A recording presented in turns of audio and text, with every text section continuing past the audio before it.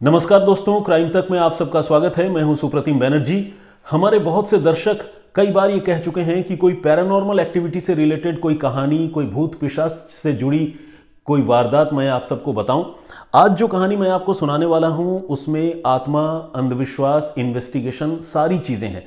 आप इसे भूत पिशाच वाली बात माने ना माने, लेकिन अंधविश्वास से जुड़ी बात जरूर माने। और आपको जानकर हैरानी होगी कि इसी अंधविश्वास ने पूरे 16 सालों के बाद कत्ल के एक मामले को सुलझा दिया। कैसे हुआ ये सब कुछ, कैसे पूरे मामले का खुलासा हुआ, ये जानना बहुत ही दिलचस्प है। कत्ल की घटना बेहद अफसोसनाक है, लेकिन जिस तरह से मामला सुलझा वो बेहद इंटरेस्टिंग है। तो आइए सिलसिलेवार तरीके से पूरी बात आपको बताता हूं। यह घटना मुंबई की है। 14 अक्टूबर 1997 की यह कहानी है। मुंबई में सायन इलाके में वृंदावन अपार्टमेंट है। इस वृंदावन अपार्टमेंट में सुबह का वक्त है। एक मेड सर्वेंट घर में आती है और डोरबेल बजाती है, लेकिन कई बार डोरबेल बजाने के बावजूद घर का दरवाजा नहीं खुलता है। अंदर से कोई जवाब भी नहीं मिलता, कोई आवाज नहीं आती है। तब यह हार कर अपने मोबाइल फोन से लगातार मालकिन को कॉल करने लगती है, यानी उस मकान में रहने वाली लेडी को कॉल करने लगती है। लेकिन घंटियां बजती रहती है, अंदर से कोई जवाब नहीं आता। ये नौकरानी ऐसे तो यहां रेगुलर काम करती थी, लेकिन जिस रोज ये आई थी इस मकान में और दरवाजा नहीं खुल रहा था, यानी 14 अक्टूबर 1997 की तारीख का मैं बात कर रहा हूं, इसके कुछ दिन पहले वो एब्सेंट थी। मतलब पिछले 2-3 दिनों से वो नहीं आ रही थी। इसके बाद ये एक लंबे अंतराल के बाद, मतलब 2-3 दिनों के ब्रेक के बाद ये वहां पर काम के लिए आई थी।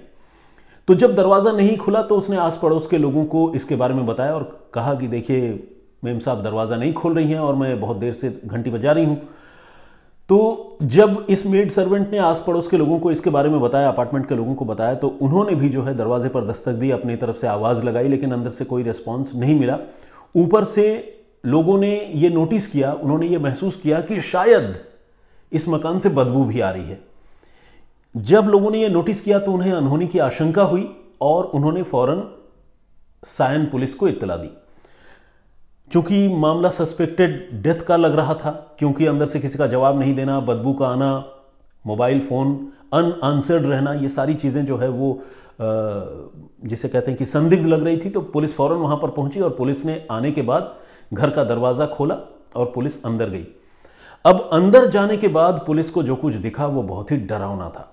डरावना यूं था कि इस घर में रहने वाली महिला की खून से सनी हुई लाश अंदर पड़ी थी और उसकी लाश पर चाकुओं के घाव के अनगिनत निशान थे। बहुत बुरी तरह से बेरहमी से उस महिला को स्टैब किया गया था, चाकू मारे गए थे। घर का सारा सामान बिखरा हुआ था, कुर्सियां, टेबल, अलमारी, सब कुछ बुरा हाल था। अब पुलिस ने इस महिला के बारे में जानकारी जुटानी शुरू की। आस पड़ोस के लोगों से बातचीत हुई तो मरने वाली महिला जो है उसकी पहचान हुई भानुमति ठक्कर के तौर पर। भानुमति ठक्कर इनका नाम था और इनकी उम्र थी 58 साल। भानुमति यहां अकेली रहती थी। इनके पति जो है वो सोने के कारोबारी हैं और वो दुबई में रहते थे उन दिनों, जबकि एक बेटा है और बेटा जो है पुणे में रहकर नौकरी करता था। और भानुमति की जिस तरह से रहस्यमयी तरीके से हत्या हुई थी, घर का दरवाजा भी बंद था, बेरहमी से उन्हें चाकू मारे गए थे, ये सब कुछ जो है वो बहुत ही उलझाने वाला भी था और डरावना भी था। तो पुलिस ने उनकी लाश बरामद की, घर वालों को इत्तला दी फोन पर और मामले की तफ्तीश शुरू की। इस सिलसिले में सायन पुलिस स्टेशन में मर्डर का एक केस भी दर्ज किया गया। पुलिस ने जांच आगे बढ़ाई। पुलिस को लग रहा था कि मामला लूटपाट का है और पुलिस की जांच थोड़ी दूर तक सही भी गई। पुलिस ने यह नोटिस किया कि उस घर से तकरीबन 2.5 लाख रुपए के जेवर और रुपए पैसे गायब हैं। जो दूसरे नाते रिश्तेदार वहां पर पहुंचे उन्होंने कुछ असेसमेंट करके यही पुलिस वालों को बताया। तो अपैरेंटली यानी फौरी तौर पर यह मामला लूटपाट के लिए कत्ल का लग रहा था। अब पुलिस को लुटेरों को और कातिल को ढूंढना था। पुलिस ने बड़ी कोशिश की, लेकिन तमाम कोशिश के बावजूद इस मामले में पुलिस को कोई कामयाबी नहीं मिली। 1 साल तक बड़ी मेहनत करने के बाद जब पुलिस नाकाम रही कातिलों को ढूंढने में, तो पुलिस ने अगले साल यानी 1998 में इस सिलसिले में फाइनल रिपोर्ट कोर्ट में दाखिल कर दी और कोर्ट ने भी इस केस को अनसुलझा मानकर, अनट्रेस्ड मानकर इस केस को बंद करने का फैसला किया। गुजरते वक्त के साथ लोग इस वाकये को भूलने लगे। भानुमति ठक्कर के परिवार वालों को तो खैर बड़ी तकलीफ थी, उन्हें समझ में नहीं आ रहा था कि वो किसके पास जाएं, किससे फरियाद लगाएं। लेकिन यह भी सच था कि जो इन्वेस्टिगेटिंग एजेंसी है, जब उसे कोई लीड ही नहीं मिली तफ्तीश के बाद, तो फिर वो भी क्या करते, उन्होंने भी अपने आप को समझा लिया, अपने दिल को कड़ा कर लिया। इसके बाद 16 सालों का लंबा वक्त गुजर गया, यानी 1997 से 2013 हो गए। 16 सालों का लंबा वक्त गुजरने के बाद इस मामले में पुलिस को पहला सुराग मिला, और वो सुराग अचानक ही मिला। आप पूछेंगे कैसे, ऐसा कैसे हो सकता है? आइए आपको बताता हूं। हुआ यूं कि मुंबई में क्राइम ब्रांच यूनिट 4 के एक कांस्टेबल को उसके एक मुखबिर ने एक रोज फोन किया, और फोन करके यह बताया कि आपको अगर याद हो, मुंबई में सायन में एक महिला की हत्या हुई थी आज से 16 साल पहले 1997 में। उसके कातिलों को मैं जानता हूं, और वो कातिल जो है उनका नाम संभाजी और तानाजी, ये दो लोग हैं। तो इन तानाजी को और संभाजी को आप कत्ल के मामले में गिरफ्तार कर लीजिए। ये बात जब पुलिस कांस्टेबल ने सुनी तो पहले तो उसने इसे हल्के तौर पर लिया। उसे लगा कि भाई 16 साल पुराने मर्डर के मामले में अचानक किसी का यूं कहना और पुलिस उस पर आंख मूंद कर यकीन कर ले, ऐसा भी नहीं हो सकता था।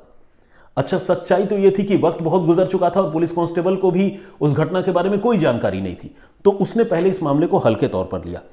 लेकिन मुखबिर जो है वो लगातार इंसिस्ट कर रहा था और पुलिस पर यह दबाव बना रहा था कि आप प्लीज इस केस को री इन्वेस्टिगेट कीजिए, और कातिलों के बारे में मैं आपको जानकारी दे रहा हूं, उन दोनों कातिलों को गिरफ्तार कर लीजिए। पुलिस को जब बार बार वो प्रेशर देने लगा तो पुलिस ने पूछा कि अच्छा ठीक है, बताओ वो केस कब का है, एग्जैक्टली कब वो केस दर्ज हुआ था। तो जो मुखबिर था वो केस का डेट तो नहीं बता सका, मर्डर का डेट या एफआईआर का डेट तो नहीं बता सका, लेकिन उसने ये जरूर कहा कि 1997 में नवरात्रि के फौरन बाद ये घटना हुई थी, कुछ दिनों के अंदर ही। अब पुलिस को एक बात समझ में आई, क्योंकि नवरात्रि की तारीख तो निकल ही जाएगी। यह भी पता चला कि अक्टूबर महीने की घटना है। जब पुलिस ने पुराने कैलेंडर को पलटा तो देखा कि हाँ, अक्टूबर की ये बात है, और नवरात्रि के कुछ दिनों के बाद ये घटना हुई थी। इसके बाद पुलिस के सामने सबसे बड़ी चुनौती थी तफ्तीश को आगे बढ़ाने से पहले उस केस के बारे में जानकारी जुटाने की। चूंकि वक्त बहुत गुजर चुका था, सायन थाने के तमाम स्टाफ का ट्रांसफर हो चुका था, नए लोग आ चुके थे, क्राइम ब्रांच के इस पुलिस वाले को भी कुछ पता नहीं था। तो उन्होंने फिर तय किया कि सायन पुलिस स्टेशन में जाकर उस एफआईआर को फिर से ढूंढ कर निकाला जाए, उसके दस्तावेज ढूंढ कर निकाले जाएं, ताकि उस केस के बारे में जानकारी मिले और फिर आगे हम इन्वेस्टिगेशन करें। इसके बाद एक बहुत चैलेंजिंग काम शुरू हुआ। थाने में ही जहां पेपर रखे हुए होते हैं, एक छोटा सा स्टोर रूम आप उसे कह सकते हैं, उस स्टोर रूम में 20 साल तक के डॉक्यूमेंट्स थे। आप समझिए, सरकारी दफ्तरों का आपने हाल देखा ही है, बिल्कुल ढेर लगे हुए हैं फाइल्स के। तो उन फाइलों में से पुलिस वालों को जो है 14 अक्टूबर 1997 को सायन के थाने में दर्ज उस एफआईआर को ढूंढना था। पुलिस वालों ने बड़ी मेहनत की, और मेहनत करने के बाद आखिरकार उनको कामयाबी मिली। पुलिस को भानुमति ठक्कर के कत्ल के सिलसिले में दर्ज उस एफआईआर की कॉपी मिल गई, और जब उस एफआईआर की कॉपी मिली तो फिर पुलिस को यह समझ में आ गया कि हाँ, ऐसा मामला तो हुआ है, मुखबिर झूठ नहीं बोल रहा है। इसके बाद पुलिस ने फिर से मुखबिर से बातचीत की और मुखबिर से पूछा कि अब तुम हमें स्पेसिफिक इंफॉर्मेशन दो कि तुम ऐसा कैसे कह रहे हो, क्यों कह रहे हो, कातिल कौन है, क्या मामला है, हमें पूरी बात बताओ। तो जब पुलिस ने उस मुखबिर से सारी बातें पूछी तो मुखबिर ने यह बताया कि वो महाराष्ट्र के ही रायगढ़ जिले के महाड गांव से बोल रहा है, और उसने बताया कि हमारे गांव में ही तानाजी पवार और शांभाजी शेलार नाम के वो दो लोग रहते हैं जिन्होंने सायन में 1997 में भानुमति ठक्कर की हत्या की थी। और मुखबिर ने यह भी बताया कि इनमें जो एक कातिल है तानाजी पवार, वो ये बताता है कि भानुमति ठक्कर लगातार उसके सपने में पिछले 16 सालों से आ रही है, और वो 16 सालों से ठीक से सो नहीं पाया है, उसकी नींद पूरी नहीं होती, और वो इतना परेशान रहता है भानुमति के सपने की वजह से कि उसे अब कोई रास्ता नहीं सूझ रहा। और उसने अपने ही गांव के पास एक तांत्रिक से इसके बारे में बात की थी, और उस तांत्रिक ने यह सुझाव दिया था कि भानुमति की एक मूर्ति बनाकर, भानुमति ठक्कर की एक मूर्ति बनाकर वो गांव में स्थापित करे, और वहां लगातार कर्मकांड, पूजा पाठ ये सब करे, तब जो है उसे इससे मुक्ति मिलेगी और उसे नींद भी आएगी और भानुमती का जो भी साया कह लें या रूह कह लें, आत्मा कह लें, स्पिरिट कह लें, वो उसे परेशान नहीं करेगा। तो एक तांत्रिक के ये कहने पर तानाजी पवार जो है अपने साथी शांभाजी शेलार के साथ मिलकर उसने गांव में भानुमती की एक मूर्ति लगाई है और इस मूर्ति की वो लगातार पूजा करता है।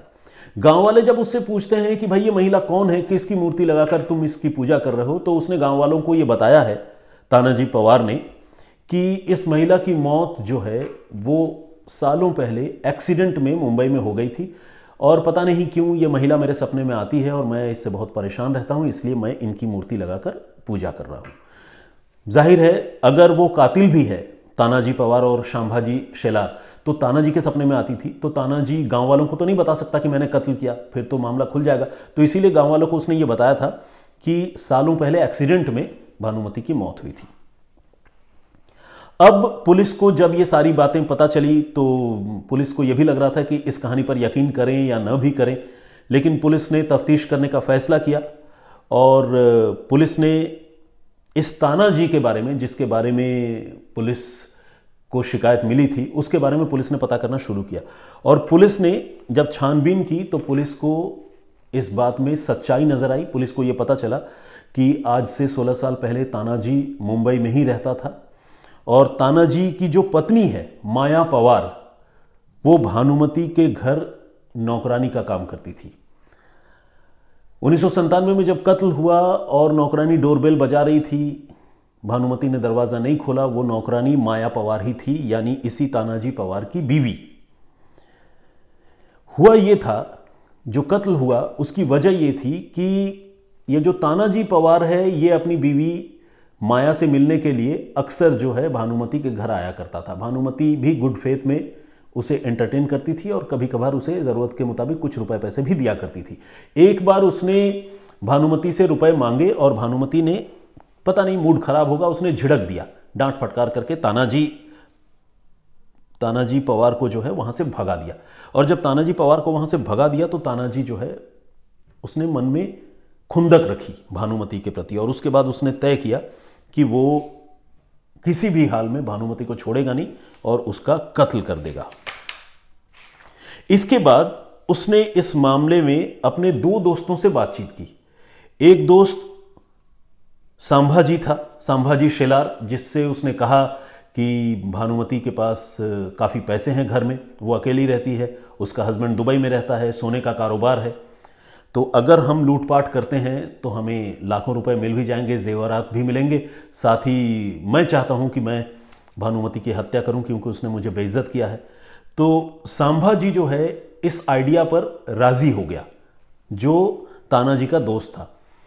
और जो दूसरा आदमी था जिससे उसने इस बात को शेयर किया था, वो आदमी कोई और नहीं बल्कि पुलिस का यही मुखबिर था जो 16 साल पहले मुंबई में इनके साथ ही रहता था, इन्हीं के आसपास। इसको भी उसने ये आइडिया दिया था और कहा था कि आओ मर्डर में हमारे साथ रहो और लूटपाट में रहो, लेकिन ये जो मुखबिर है इसने कहा कि नहीं, मैं इस मामले में नहीं रहूंगा, तुम लोगों को जो करना है करो, मेरा कोई मतलब नहीं है। और ये मुखबिर उस केस से बिल्कुल अपने आप को उसने अलग कर लिया, ना तो वो मर्डर में इन्वॉल्व हुआ ना कुछ, लेकिन उसे इस साजिश का पता था। अब हुआ ये कि कत्ल भी हो गया, पुलिस ने जांच भी कर ली, कोई नतीजा भी नहीं निकला, सारा मामला ठंडे बस्ते में चला गया। लेकिन अब जब नए सिरे से 16 साल बाद ये जो तानाजी पवार है, इसने भानुमती की मूर्ति लगाकर गांव में पूजा पाठ करने की शुरुआत की, तब जो है इस मुखबिर को बेचैनी होने लगी। ये जो मुखबिर है ये शायद अब भी पुलिस के पास नहीं आता, लेकिन इसे आप अंधविश्वास कहें, इत्तेफाक कहें, जो कहें, जब से उस गांव में भानुमती की मूर्ति लगी और तानाजी और संभाजी ने उसकी पूजा पाठ शुरू की, तब से उस गांव में कुछ नेगेटिव इंपैक्ट पड़ने लगा। हुआ ये कि गांव में कई मवेशियों की मौत हो गई और बच्चे बीमार रहने लगे, लोगों को भी लगातार बीमारियां होने लगी। तो कुल मिलाकर गांव के लोग उस पर्टिकुलर टाइम पीरियड में परेशान रहने लगे और गांव के ज़्यादातर लोगों को ये लग रहा था कि ये जो एक महिला की मूर्ति लगाकर ये पूजा कर रहा है तानाजी और संभाजी, इन दोनों की वजह से ही जो है गांव पर ये प्रकोप आया हुआ है। गांव के बाकी लोग तो इस कहानी से वाकिफ नहीं थे कि वो मूर्ति जिस महिला की लगी है वो किसकी है, क्योंकि ताने जी ने बताया था कि एक्सीडेंटल डेथ में मारी गई महिला है। लेकिन ये जो मुखबिर था, इसे तो पूरी कहानी पता थी, क्योंकि ये राजदार था और इसे मर्डर में शामिल होने का ऑफर भी मिला था, लेकिन ये उस साजिश में शामिल नहीं हुआ था।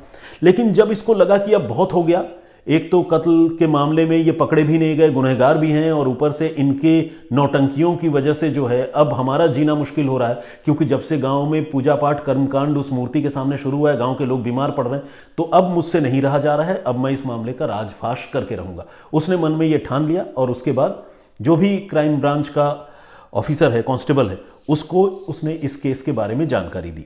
और इसके आगे की कहानी आपको पता है कि जैसे ही जानकारी दी, पुलिस ने पुरानी फाइल निकाली, सारे कनेक्शंस पुलिस ने जोड़े, जॉइनिंग द डॉट्स जिसे कहते हैं वो मिलाया, इनके लोकेशंस का कंफर्मेशन किया कि ये कहां पर थे, उस समय इनका मोबाइल नंबर क्या था, क्या वो मोबाइल नंबर घटना के वक्त वहां पर था या नहीं था।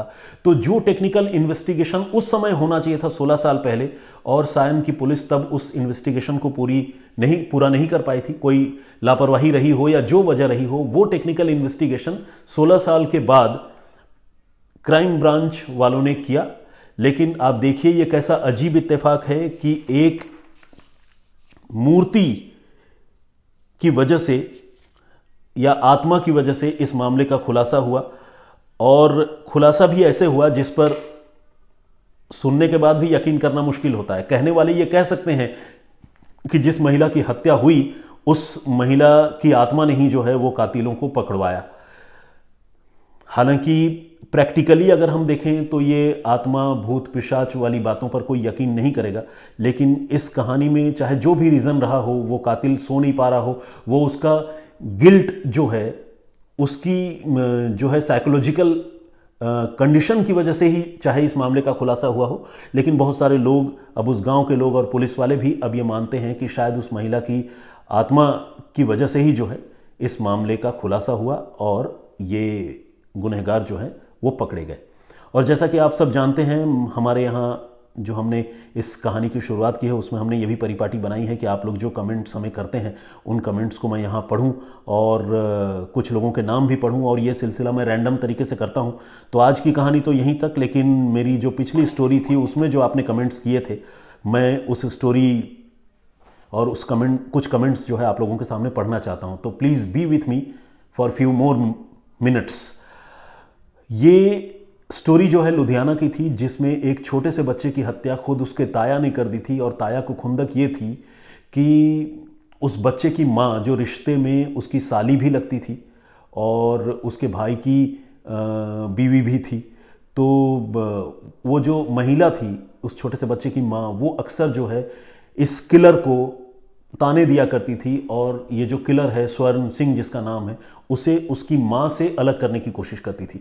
तो झगड़ा माँ से था और इस नामुराद शख्स ने जो है एक छोटे से 8 साल के बच्चे की हत्या कर दी थी। तो ये लुधियाना की कहानी थी जिसे लोगों ने बहुत गौर से सुना, लोगों को बड़ी तकलीफ हुई और उन्होंने बहुत सारे कमेंट्स जो है इसमें किए हैं, तो वो मैं आप सबके सामने सुनाना चाहता हूँ, बताना चाहता हूँ। पहला जो कमेंट है वो कुमार शानू साहब का है। इन्होंने कहा है कि मुझे कहानी सुनाने से पहले खुद जो है वो तैयारी कर लेना चाहिए और हर कोई जो है वो शम्स नहीं होता। तो बिल्कुल इसमें कोई दो राय नहीं शानू साहब, मैं ये मानता हूँ कि हर कोई शम्स ताहिर खान नहीं होता और तैयारी करनी चाहिए। चलिए, मैं ये भी बात मानता हूँ कि बिल्कुल तैयारी करनी चाहिए। मुझ में कोई कमी रही होगी, मैं और सुधारने की कोशिश करूँगा। अब नसरीन बानो जी हैं, इन्होंने कहा है कि मैं उनका नाम ज़रूर लूँ और इन्होंने लिखा है कि अप्पी जो है वो, यानी बहन या दीदी जो भी है, मेरे ख्याल से दीदी को ही कहते हैं, तो वो मैं ज़रूर बोलूँ। तो ठीक है नसरीन बानो जी, बहुत बहुत आपका स्वागत। अप्पी जी, अप्पी या आपी जो भी कहते हैं, एग्जैक्ट प्रोनाउंसिएशन क्या होगा प्लीज़ आप में से कोई अगर मुझे बता पाए तो ज़्यादा बढ़िया रहेगा। और प्रज्वल घिमिरे साहब हमारे रेगुलर व्यूअर और लिसनर हैं, इन्होंने कमेंट किया है कि कोई आदमी इतना बड़ा दरिंदा कैसे हो सकता है कि वो खुद अपने ही खून और इतने छोटे से बच्चे का कत्ल कर दे।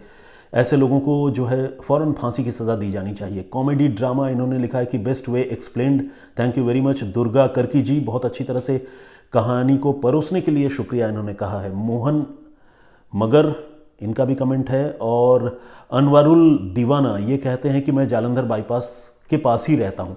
बिल्कुल इस घटना का वहाँ से ताल्लुक़ है, क्योंकि वहीं पर एक सीसीटीवी फुटेज में कातिल जो है वो मकतूल यानी छोटे से बच्चे के साथ दिखा था, जिसके बाद वो पकड़ा गया। और इन्होंने कहा है कि ये घटना हमारे पास की ही है। और भारती रमप्पा, इनका भी कॉम्प्लीमेंट आया है, थैंक यू।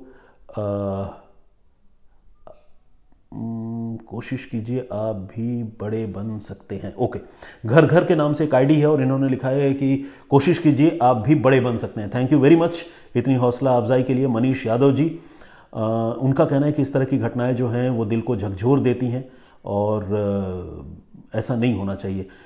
विजेंद्र सिंह जी हैं और इन्होंने नमस्कार लिखते हुए ये कहा है कि कोई अपनी माँ से इतना प्यार करता हो कि एक छोटे से बच्चे की जान ले ले, ऐसा कैसे कर सकता है। खैर ये कलयुग है, कुछ भी संभव है। बिल्कुल आपका कहना सही है। असल में देखिए, माइंड जो है, ह्यूमन ब्रेन या माइंड, वो सबसे कॉम्प्लेक्स चीज़ है। कोई भी इंसान किसी भी सिचुएशन में किस तरह से रिएक्ट करेगा ये कह पाना बड़ा मुश्किल है। मैंने अपने लाइफ में ये एक्सपीरियंस किया है कि एक ही सिचुएशन में, आप लोगों ने भी किया होगा, लेकिन मैं बता रहा हूँ अपना एक्सपीरियंस, कि एक ही सिचुएशन में अलग अलग लोग अलग अलग तरीके से रिएक्ट करते हैं।